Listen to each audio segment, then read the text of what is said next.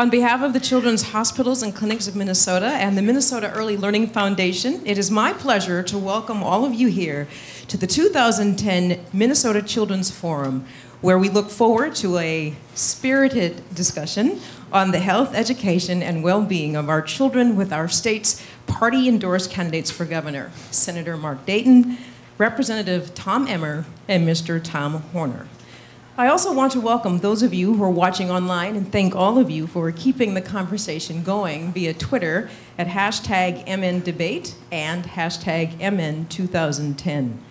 For those of you watching online at minpost.com or minnesotachildrensforum.org, we are streaming live from the great big room at the Minnesota Children's Museum in St. Paul. My name is Roxane Battle, and I will be the moderator for today's forum.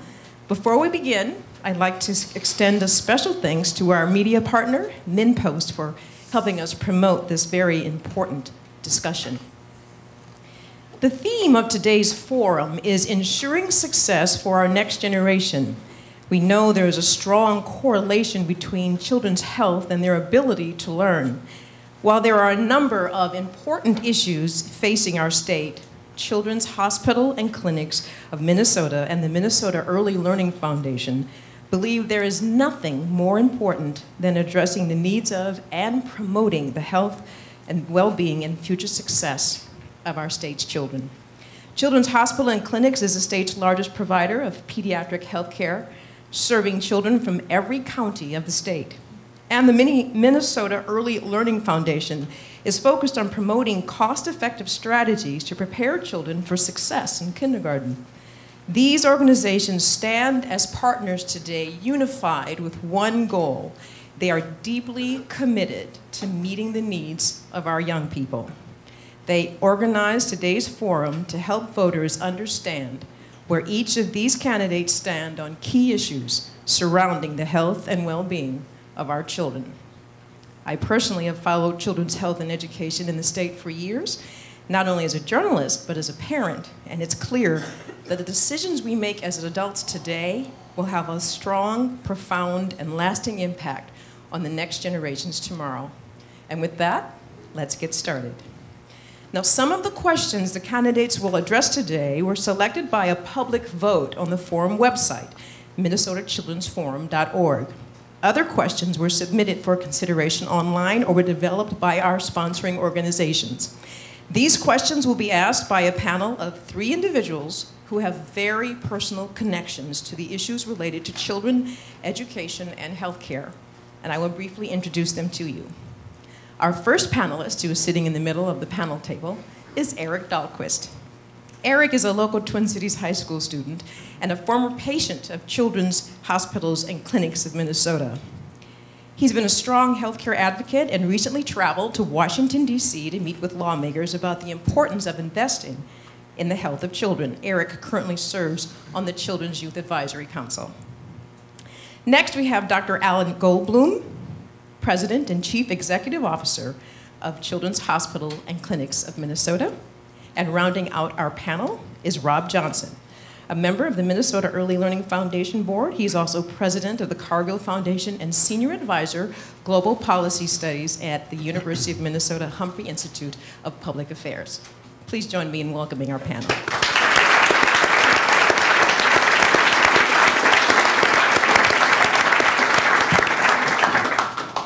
Now, let's introduce the candidates. With us today in alphabetical order, DFL endorsed Senator Mark Dayton. Senator Dayton represented Minnesota in the U.S. Senate from 2001 and 2007, and also served as Minnesota State Auditor from 1991 to 1995. Republican endorsed Representative Tom Emmer, first elected to the Minnesota House in 2004.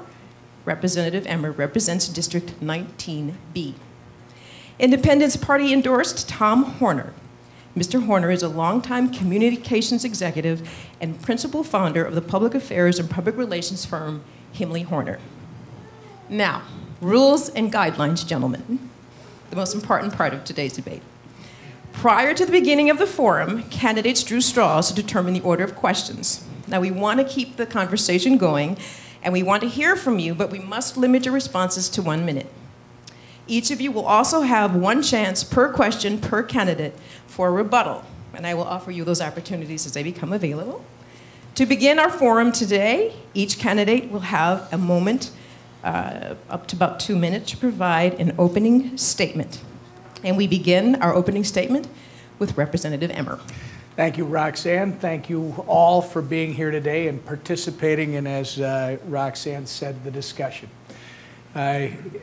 Briefly, since we've only got 2 minutes and we're going to get to it, the message that I'd like to send is there are 3 people running for the governor's office this year, but there are only 2 messages. On the one side, you have 2 gentlemen that believe government should be able to grow yet again at almost a 20% clip, and their proposal is to raise billions of dollars of taxes at the expense, I believe, of the private sector, driving out more opportunity for jobs in this state. We believe in a different direction. We believe that it's time to talk about redesigning government so that it can efficiently deliver the services that people expect in an affordable and sustainable manner, and at the same time create the incentives and the environment to once again drive jobs, new investment, new job growth in the state of Minnesota. Because ultimately, if we are not growing jobs, we will not have the revenue to pay for the services that government is supposed to provide. With that being said, I'm looking forward to the discussion today because you can design the greatest government delivery system of services in the world. You can create a business environment that will start to grow all kinds of jobs again in the state of Minnesota. But if we don't address education reform, if we don't address bringing our education system, not just the K-12 system, but the early childhood opportunity that we should have in Minnesota into the 21st century, if we don't prepare the 21st century workforce to drive the economic engine we're talking about, it'll all be for naught. I look at the early childhood discussion today as being a discussion as to how we can actually start to attack the achievement gap in the state of Minnesota. We have to look at early childhood as a place where we start training competency literacy so when kids go to the K-12 system, they are already prepared for success. It's about making sure that we have standardized curricula that measure performance, the outcomes. And it's about making sure that everybody can access the early childhood system. Thank you, Representative Emmer. Our next opening statement, Mr. Horner. Well, thank you very much, and thanks to all of you for being here. You know, I really do believe that the critical issue in this election is about leadership, our vision for the future. And we are the sum of our experiences, of what we've represented, of what we've done. And I think that's an important part of how you evaluate the candidates. And so when you look at a candidate who says we can just take the status quo and make it a lot smaller, or a candidate who says, no, we'll just tax a few people and make the status quo a lot bigger, I think we ought to ask ourselves whether or not the status quo is working for Minnesotans. And that's my position. I think for so many Minnesotans who are playing by the rules, who are doing all the right things, the status quo isn't working. It's not enough just to cut government down to the bone, and it's certainly not enough to say we'll just make government grow bigger and promise everything to everyone.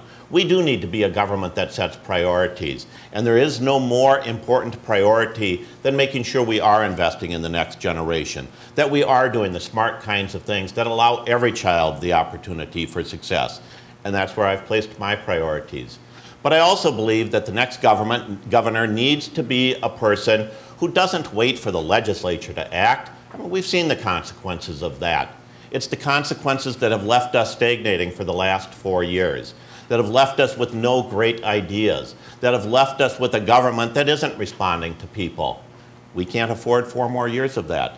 And how do we change that if we continue down the same path? You can change the faces, but if you don't change the purpose, if you don't change the institutions, if you don't change the fundamental reasons for gridlock, we're not going to change the problem.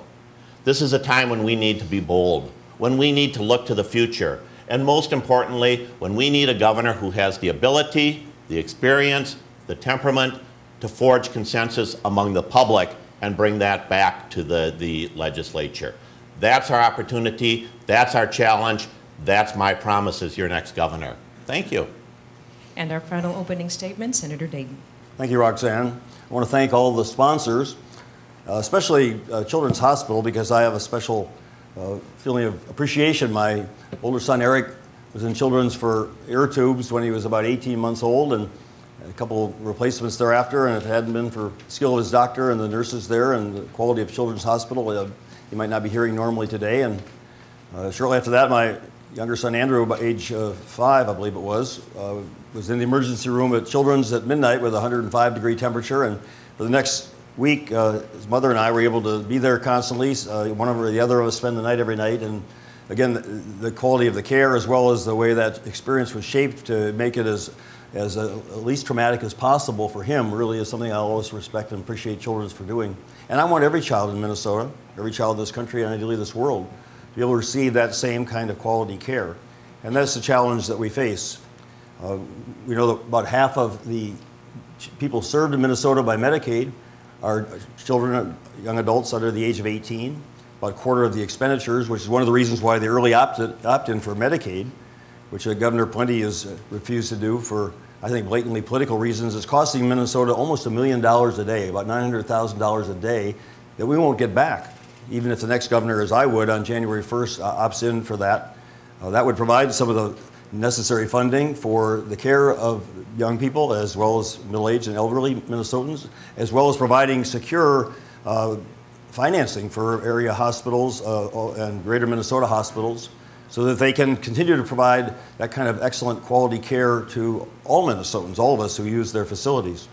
The cost of these services is going to continue to grow, especially with an aging population. So the challenges of how we pay for health care, how we make it affordable, even for those who have insurance, who can't afford the cost of the copays or the deductibles, how we make it affordable for those who can't access health care at all, how we make it affordable for the rest of us, is one of the key issues facing this next decade of leadership. All right, thank you, gentlemen. And now time to open up our forum with our panel. The first question, based on our straw poll, will go to Mr. Horner and will be asked by Dr. Goldblum. Thank you very much, Roxanne, and good afternoon, gentlemen. The first question is about Medicaid, which was just alluded to. And Medicaid is indeed the largest single insurer of children in our state, insuring half of all Medicaid recipients in Minnesota are under 18. They do account for only 1/4 of Medicaid costs.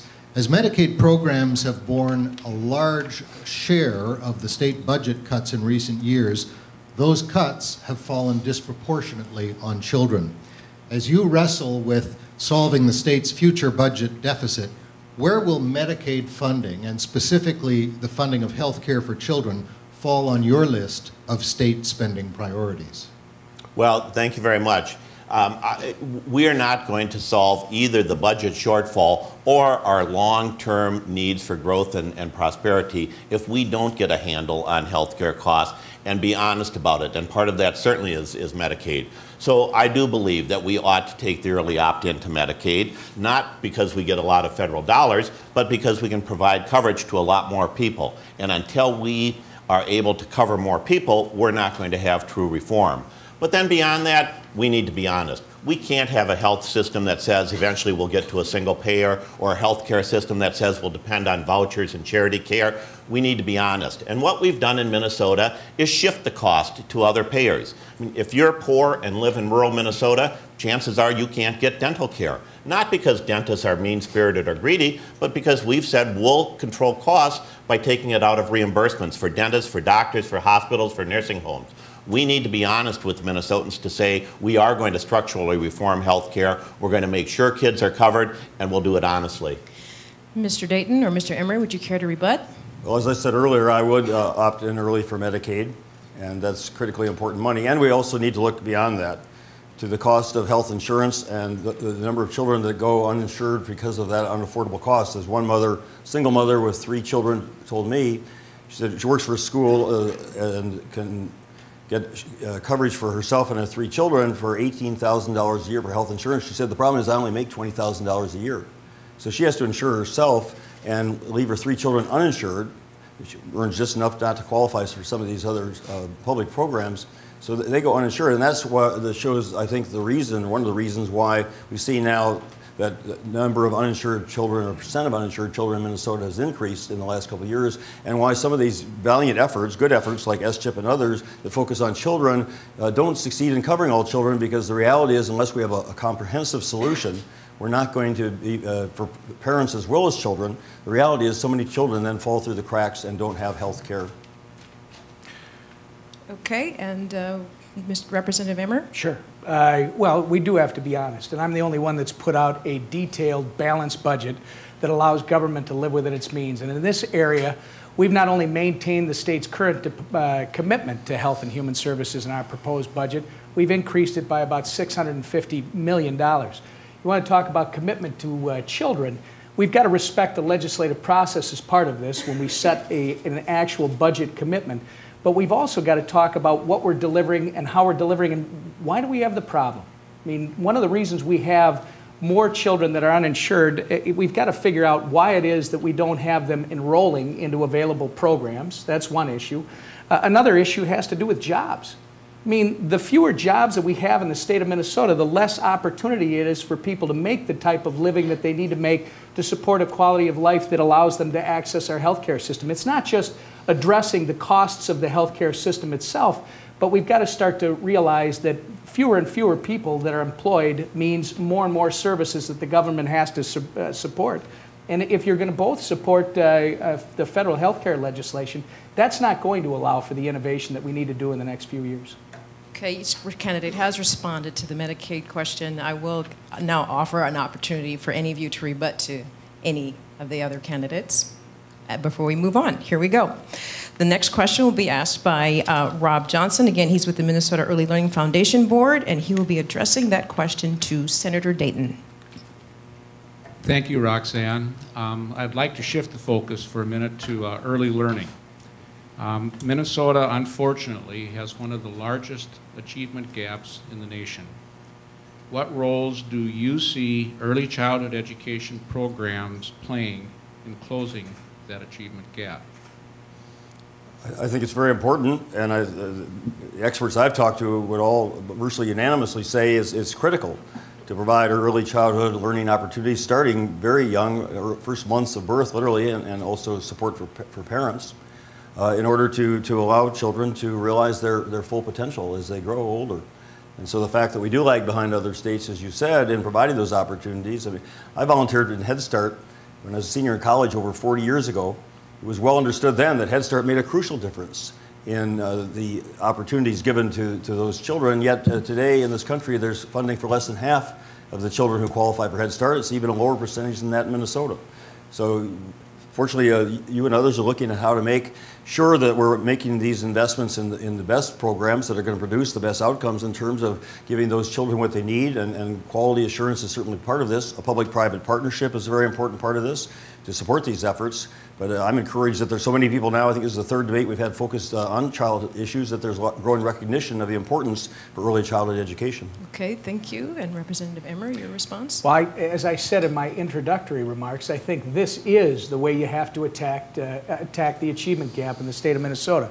Frankly, we've been pumping all kinds of money at the problem and not getting any results now for years. And I think the future is going to be not only a focused approach when it comes to early childhood learning, and again, I've provided the only balanced budget that actually makes commitments that we can honor instead of making promises that we can't deliver with huge budget holes. I've got a balanced budget that recognizes, one, you don't just make the promise, you got to honor it. And when it comes to early childhood education, we've got to have standards that set up the bar high for achievement, and the goal should be literacy, which I said earlier. You got to make sure the kids are prepared for success when they enter the K-12 education system. We can't afford to have early childhood opportunities being viewed as babysitting. They've got to actually be designed to prepare literate kids going into the K-12 education system. And then I think you'll see, as we do this, we will attack the achievement gap. And finally, Mr. Horner, your response to the question? Well, I'm going to guess that there are a lot of people in this room who will be surprised to learn that we've been throwing all kinds of money at early childhood learning, because I don't think that's the reality. And I think all of the evidence suggests otherwise. We do need to invest new money in early childhood learning, but we also need to do smart things like make sure that we're funding home visits starting at prenatal. We need to invest in ECFE. But then we also need to take a more comprehensive look at this challenge. The achievement gap is not just education. The achievement gap also is nutrition, it's health care. The Minnesota Department of Health had a pilot program to deal with asthma, intervene with asthma, deal with kids largely from communities of poverty who are suffering, triggering attacks that end up in the emergency room. They did a pilot project, went in and intervened. They saved an average of $2,000 per child per year. But more than that, they were able to reduce absences from school by an average of 7 days per year. Over the course of a 12-year school career, that's a half year of learning that these children now are going to receive. That's closing the achievement gap as well.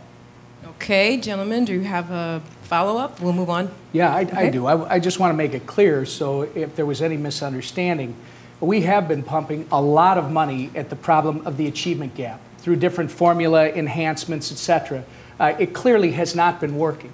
That was the money I'm talking about. And I think when we talk about early childhood education, I don't think, as I think it's been suggested, that the only place we should be looking for money, as some candidates would suggest, would be from government, because that ignores what organizations like MELF have been doing.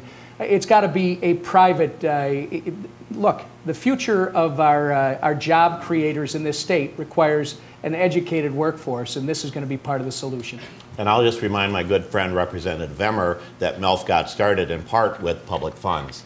It is a public-private partnership, and when you have a budget that reduces spending over current spending by $1 billion, that's not a budget that is either honest or that is growing. Mr. Horner, please, I didn't reduce it by... You might want to read the budget. Representative because Emmer. Mine is complete. We and must it's move balanced. on. The one that you've got has We a must move on $2.5 to the million next question. $billion hole. And next question, Mark, unless, of course, you have something to say. I just wanted to clarify that in terms of money, that in real after inflation dollars, state funding for public K-12 education has been cut by an average of $1,300 per student. So we've actually spending per pupil that amount of money less from the state, and some of that's been made up and some of it hasn't. And you look at the larger class sizes, you look at schools going to 4-day school weeks, you look at the fact that one of relatively few states does not provide state funding for all-day kindergarten, and I think you'd be hard-pressed to make the case that we're, in fact, our per pupil spending for education relative to other states has also gone down, that we're spending all this extra money in education. All right. Thank you, Mr. Dayton. We'll move on now to our next question. It will be addressed to Representative Emmer, and it will be asked by Eric Dahlquist. Eric? Thank you, Roxanne. Last week, the Star Tribune ran a front-page article that noted that in the next 10 years, the number of Minnesotans over age 65 will exceed the number of school-aged children for the first time. The result will be tremendous upward and competing pressure on government spending, especially in healthcare and education. As governor, how will you ensure we care for both the aging population and invest in my generation and young kids? First off, the Star Tribune is writing an article based on the environment that exists today, and I believe based on an environment that will only be exacerbated if we're going to just continue to raise taxes without taking responsibility for what the structure of government needs to be doing in terms of delivering on these priorities. You've got to create a growing private sector. I'll tell you what, if we do the things that we're talking about, if we lower taxes, if we streamline regulation, if we redesign government to efficiently deliver the services that people expect, you will start to grow jobs in this state. And once you start growing jobs again in the state of Minnesota, you will become the land of opportunity that Minnesota is supposed to be. This is what we were when we had 3M, IBM, Honeywell, Univac, Unisys. Everybody came to Minnesota in the late 60s, early 70s, because this is where the opportunity was. We need to create that again. We need 3M growing in Minnesota as opposed to everywhere else around the world. We have to create jobs here, and you will bring people here with young families, and you will be able to support the things people expect from government. Mr. Horner, your response. Well, and again, I think like everybody else, of course we need the economy to grow. Of course we need good jobs. But we're going to get there in the way Minnesota always has created good jobs, through knowledge, through an educated workforce. I think Eric's question is a terrific question, and it gets right to a critical difference between Mark Dayton, Tom Emmer, and Tom Horner.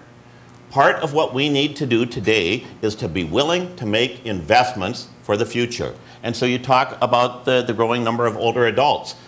That's a reality. Those are our demographics. That can be an asset if we're willing to make investments now, as I've proposed in my budget, to start changing how we provide older adult services so that we have more community-based services where we can keep people aging in their own homes, reduce the cost, increase the quality. And the same thing is true with children. You have to set priorities. If everything's a priority, Senator Dayton, nothing's a priority. You can't promise to spend $1 billion on more student aid, $150 million on all-day kindergarten, and still pretend that you're going to solve the budget deficit without raising taxes even more than you're proposing. It just doesn't work.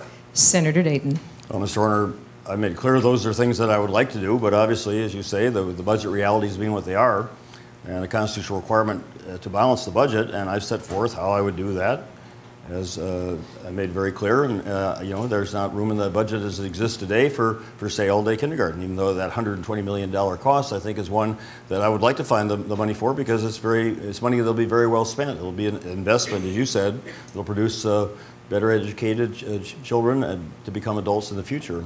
The investments you're making, describing, which are also appropriate for quality care for our senior population through shifting to elderly waivers, reducing the amount of money spent on long-term care from nursing homes from about 88% beginning of this decade down to about 72% now, are initiatives that have been undertaken, and my running mate Yvonne Pretner-Solon was one of the leaders in the Minnesota legislature to initiate those kind of improvements. Do we need more of them? Absolutely yes. But those are the kind of reforms that have already been undertaken and that need to be advanced without any question at all.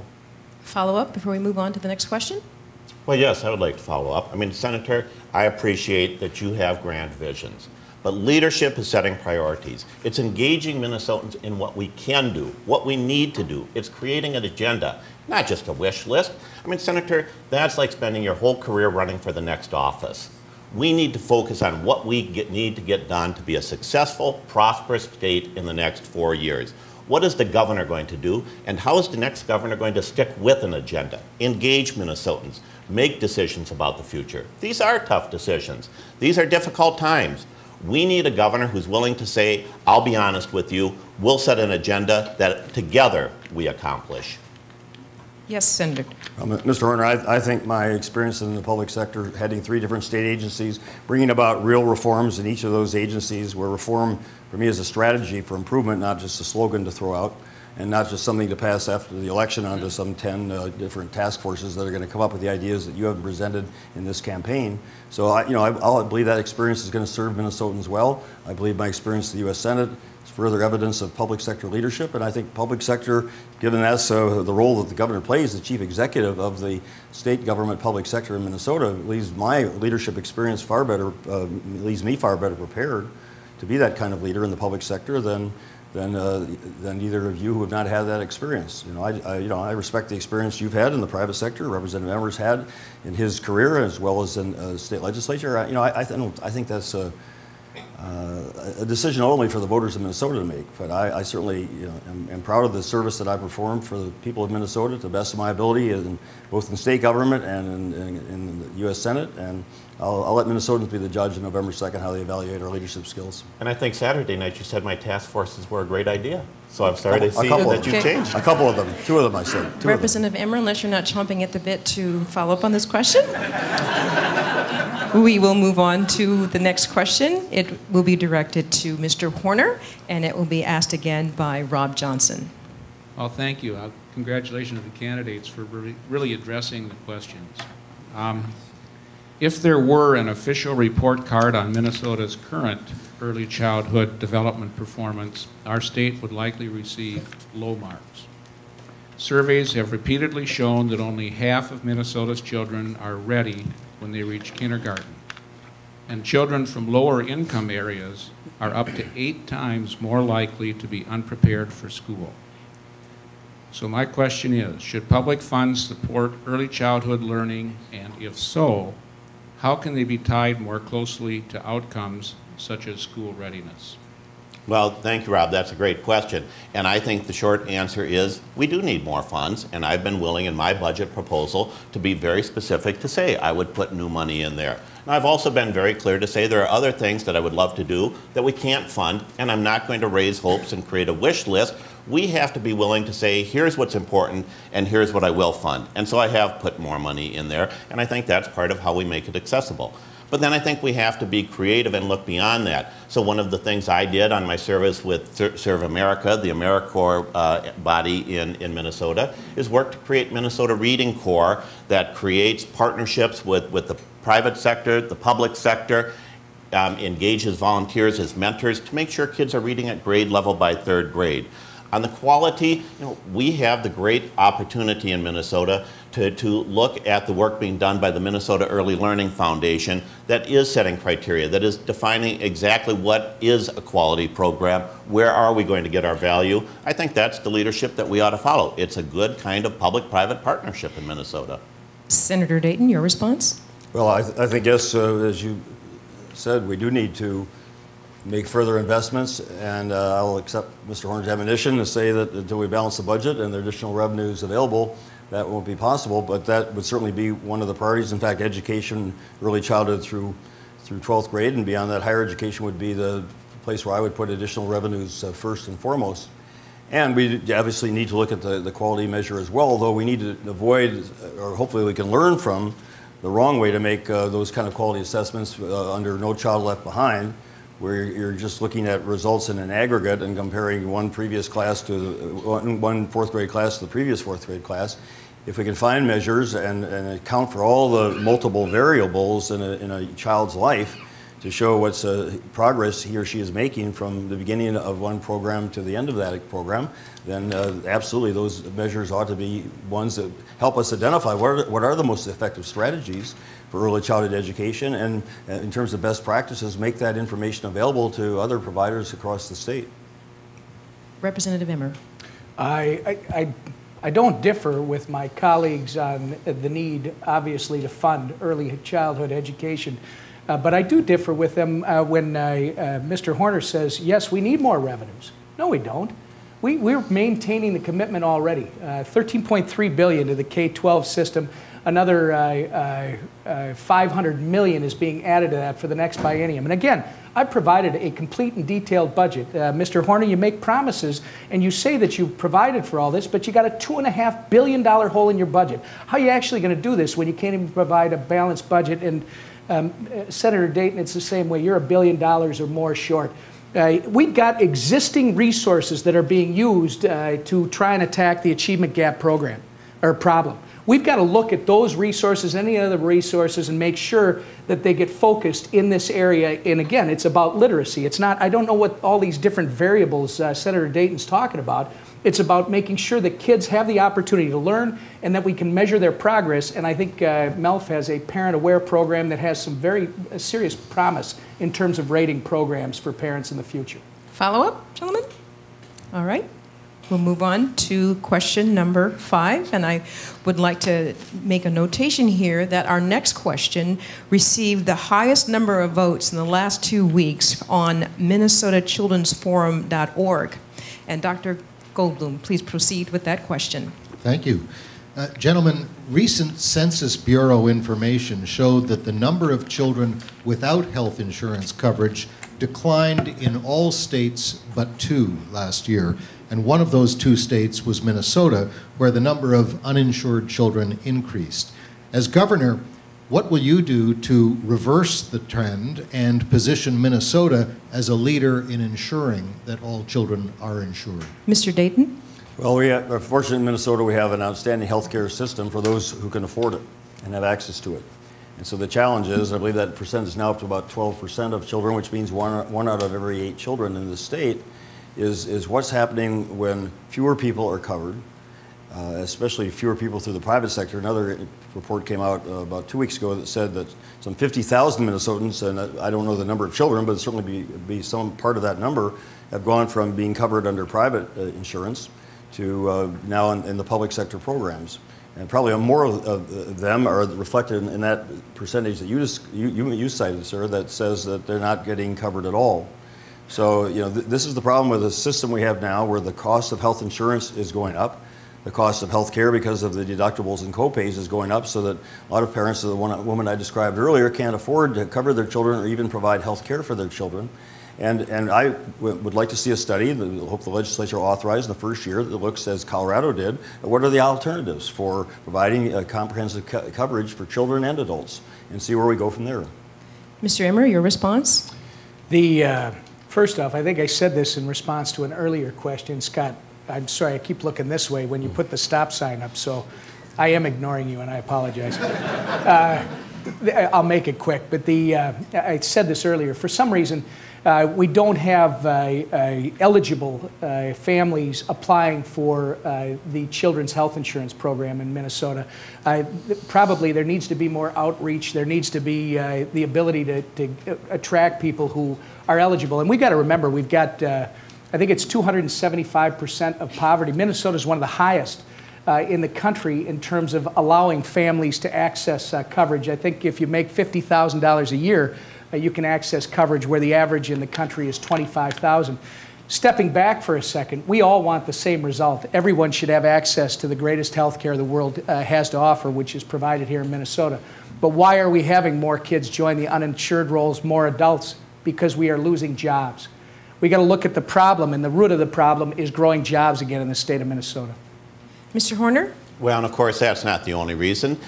When I was employed, I was the one who looked at benefits for my employees and made sure that we could provide good benefits. And the reality is that it is the cost of those benefits that have made it unaffordable. And so you see around the state, it is not just people losing jobs, it is small businesses no longer being able to provide health care coverage. That's the challenge. And so we really need to reform the system. And again, we don't reform it simply by shifting the cost to somebody else. We don't reform it when we take, as Democrats and Republicans did, program like general assistance medical care and pretend that we're going to reduce the cost simply by transferring who pays. And so now we have a situation where if you're a property owner in Hennepin County, you pay for poor people. If you're a person who buys insurance directly or for employees, you pay for GAMC. Those are the kinds of things that we need to address. We do need to take the early opt-in to Medicaid.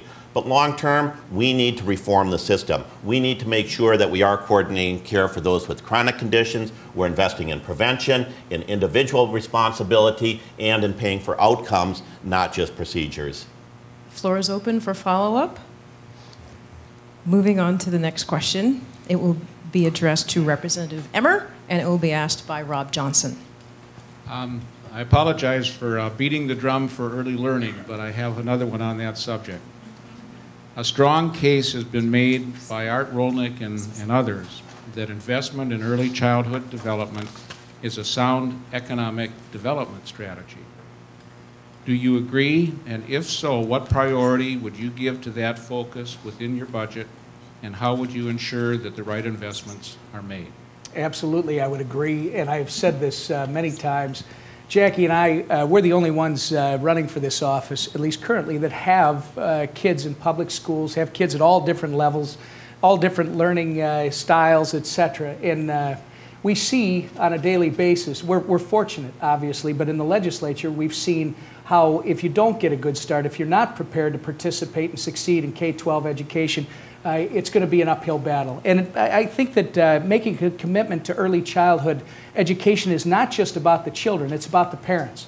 Because I truly believe that the one thing that every parent wants, no matter where they come from and what their resources are, everybody wants their child to have the opportunity for a better life than they've had.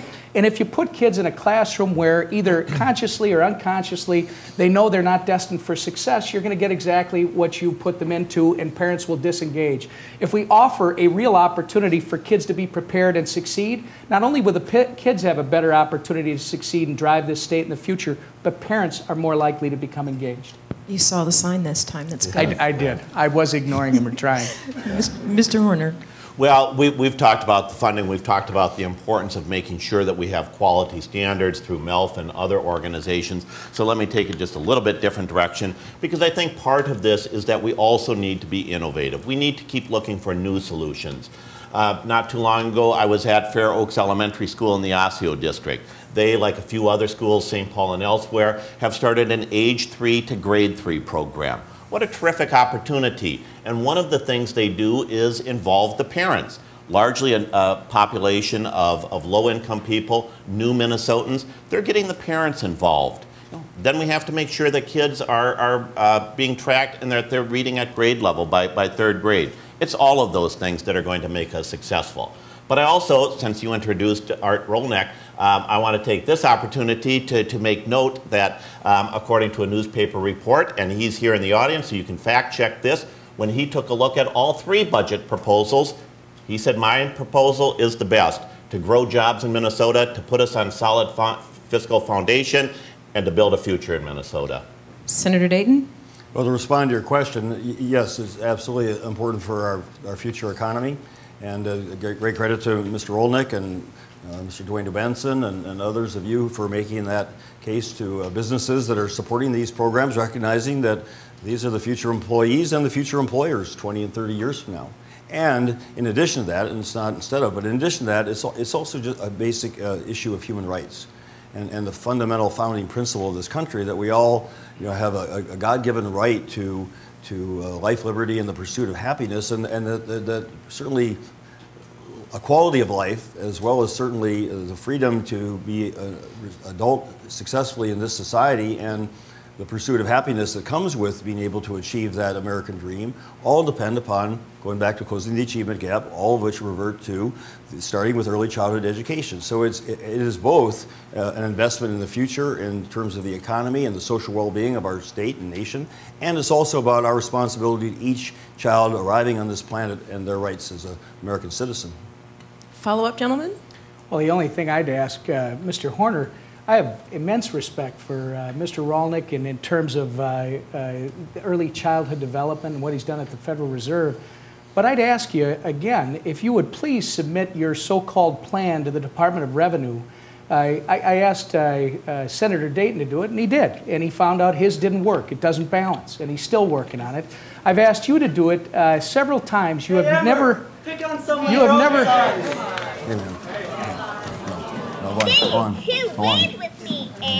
Education, not deportation. Education, not deportation. Happy Columbus Day, Emmer.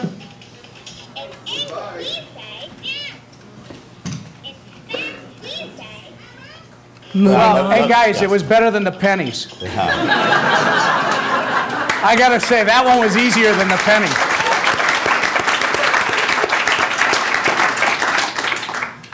All right, where were we? Well, Anybody? he was in the middle of attacking my budget, so let me go back to that No, instead of the other attack. And I don't get a baby dumped on my lap. So I was just asking no. you for a commitment. If you would please just give us a commitment. Well, and I think that you will submit. If you just let me finish, if you'd submit it to the Department of Revenue, because if we're going to tell Minnesota that we have the most complete budget, you got a $2.5 billion hole. You want to raise billions of dollars of taxes. You're making promises for all kinds of things. You got a $2.5 billion hole. What other taxes are you going to raise? And would you please submit it to the Department of Revenue so that the public can have an actual response? We've done it. Well, and I think as you saw in the Star Tribune article, in the NPR report, the Department of Revenue has looked at my numbers, and they have said there's enough capacity in the sales tax to do exactly what I'm proposing, and that the numbers do add up. I think you also see, Representative Emmer, if you look at my numbers, if you look at the actual proposal, that I have recommended specific proposals to reduce government spending to close that gap. And I agree, that's the kind of detail that we should put to the public. And in fact, I was the first one out there. I've given you plenty of time to take a look at it. You need to really take a look at it and not just keep with the same one note when the media are reporting that, in fact, the Department of Revenue have confirmed my numbers. Senator Dayton, barring any follow-up on you, we'll move on to our last question. And since this is a forum about children's issues, we will have our last question asked by one of Minnesota's bright young people, Eric Dahlquist, and it will be addressed to Mr. Horner. Several health trends in the youth population are concerning. Obesity is a national epidemic among children. A growing number of children are not eating a nutritionally balanced diet. Exercise and physical fitness are on the decline, and rates of juvenile smoking and binge drinking are on the rise, especially with young males. What would your administration do to help combat and reverse these costly and dangerous health patterns among Minnesota children? Well, Eric, that's a great question, and I agree completely with you, and that's why I have crafted a budget to address those issues. First of all, I do think that we need to make an investment in prevention. One of the good things that Governor Pawlenty did was to create the State Health Improvement Program that addresses exactly those issues. How do we encourage a better health behavior at a community level? I'm the only one who in my budget, a specific budget, has committed to continuing the funding for that program. Secondly, I have taken the risk to say that part of my tax proposal, a specific tax proposal, would raise taxes on tobacco by $1.50 a pack. I understand that it's not popular, but I'll tell you this, there is no good public policy that supports cheap cigarettes. And the evidence shows that the most effective deterrent to young people to stop smoking and for adults to quit smoking is higher prices. So I think we ought to do that. But then we also need to have policies that say we need to make fruits and vegetables affordable and available in inner city grocery stores. We need to look at our schools and re-energize physical fitness programs and nutrition programs there. It's all of these things that we need to do. Senator Dayton?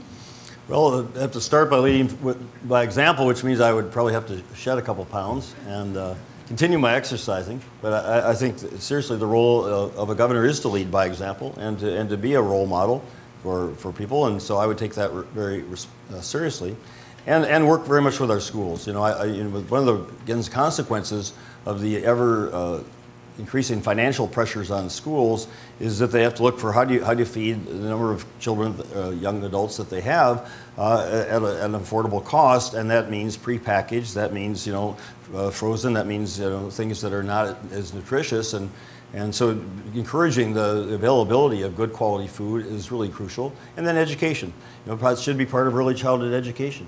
Is making children aware of what are the good choices, what are the not so good choices.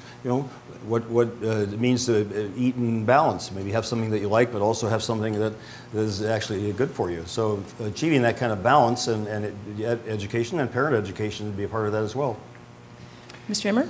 Eric, isn't it amazing as I listen to my colleagues talk about how government needs to get more invested in making sure that we can protect ourselves from our own tendency towards bad behavior. The more government has gotten involved in trying to help us with our own wellness, the worse the problems seem to be getting. Mr. Horner talks about there's no public policy for cheap cigarettes. He's probably right, but you know what?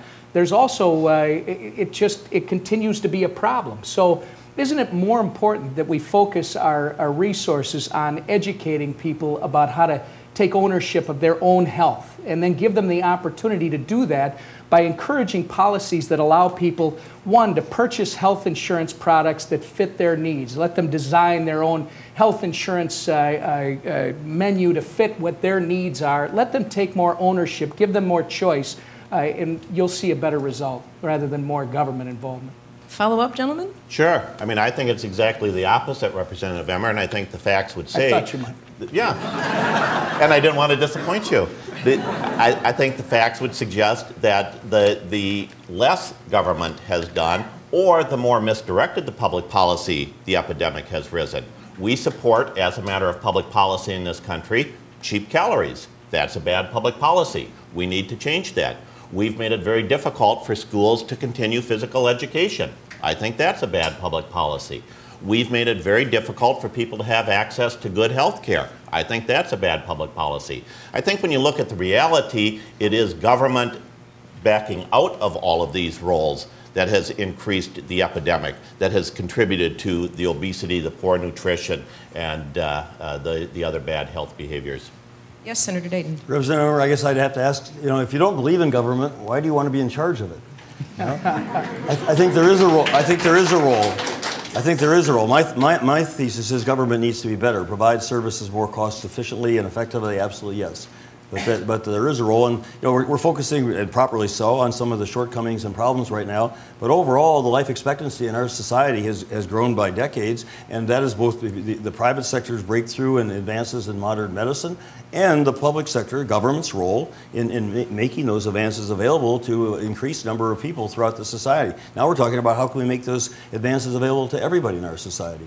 Senator Dayton, I'll tell you why. Because while there is a place for government always, it's been too often people that have run for office for their entire career, or people who have worked with government trying to influence it for their whole career, that are making the decisions that affect Main Street, Minnesota. I think it's time for people with common sense that are coming from outside of government to start to serve in government to say, look, what you're doing, I can actually take care of for myself. Give me the opportunity. How many times have I heard over the last 16 months, if you just let government get out of my way and let me do the things I'm supposed to do, I'm already capable of doing. Not only can I take care of myself and my family very well, but you know what? I can create new opportunities for everybody. That's what we've got to have, is people that have that understanding.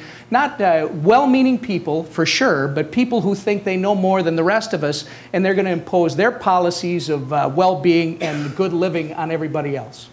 Okay, we'll have to leave that question there. You all have done a commendable job ignoring the timekeeper, which allows us time for one more question. I'm going to direct that question number 8 and our final question to Rob Johnson, and he will direct our last question. The first response will go to Senator Dayton. You all probably relaxed when you heard that the last question was Eric's. No good deed goes unpunished. That's exactly right. Most early childhood experts favor creating a statewide quality rating and improvement system aimed at assessing and rating quality among providers. What challenges do you see in creating a QRIS? And will you commit to implementing a QRIS if elected?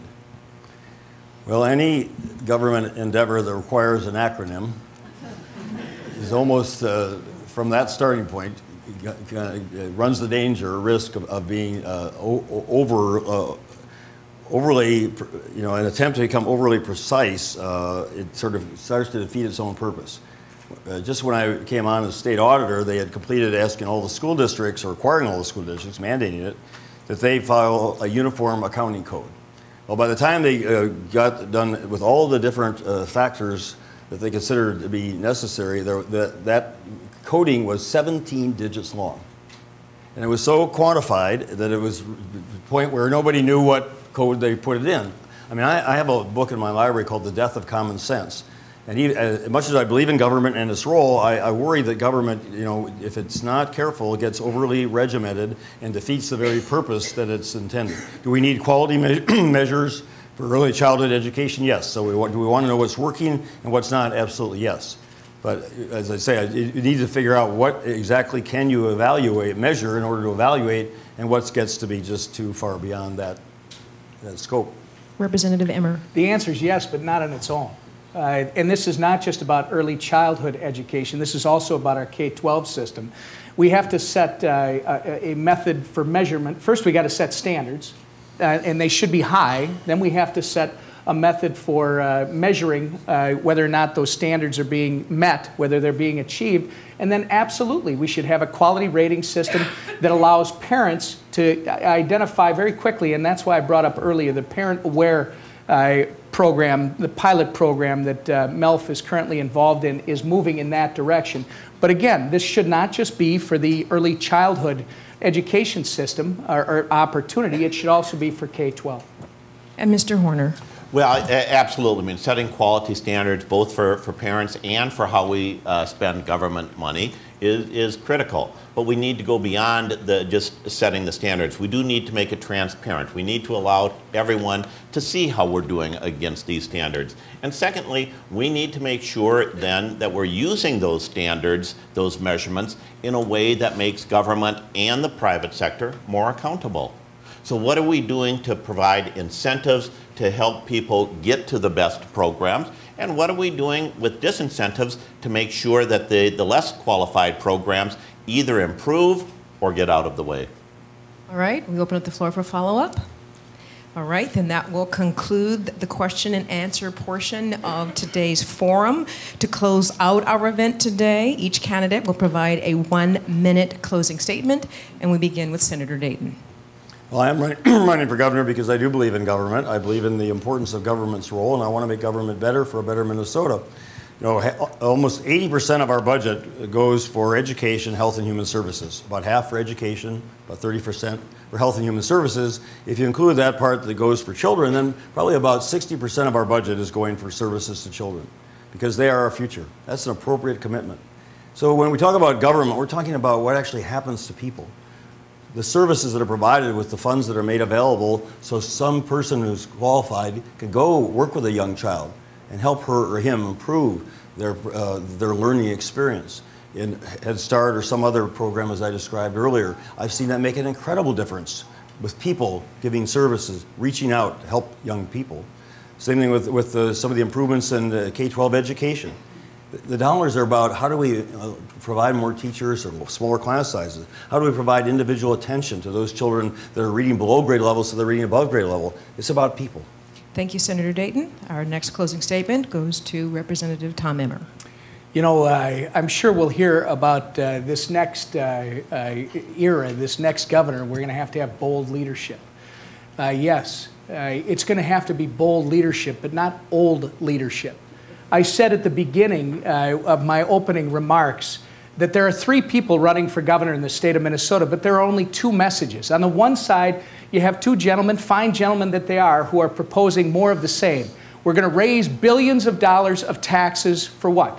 To pay for the growth in government yet again. And at the expense of what? At the expense of the opportunity in the private sector of new jobs for Minnesotans, new jobs that new Minnesotans need desperately today.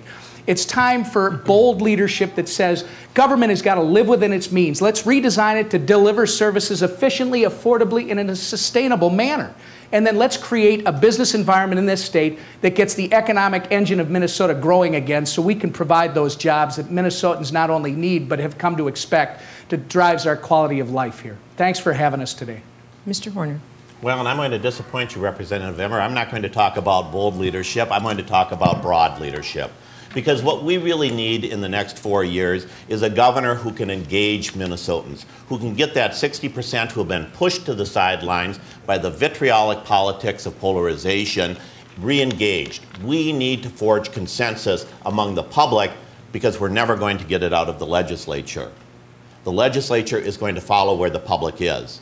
And so when you have candidates, fine gentlemen as they are, one of whom speaks only to the most liberal of Democrats, and the other who speaks only to the most conservative of Republicans, how do you expect the next 4 years are going to get anything done?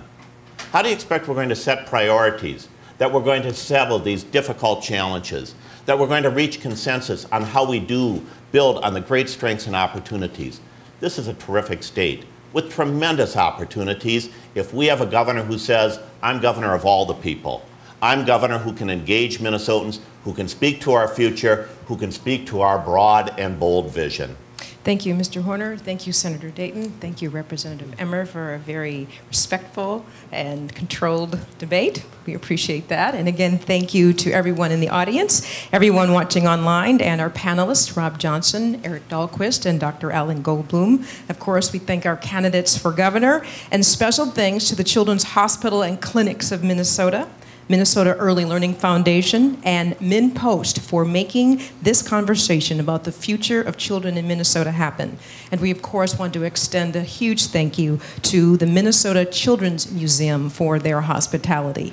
I invite everyone to continue the conversation about children's health issues this campaign season by logging on to minnesotachildrensforum.org. That concludes this forum. Thank you for coming.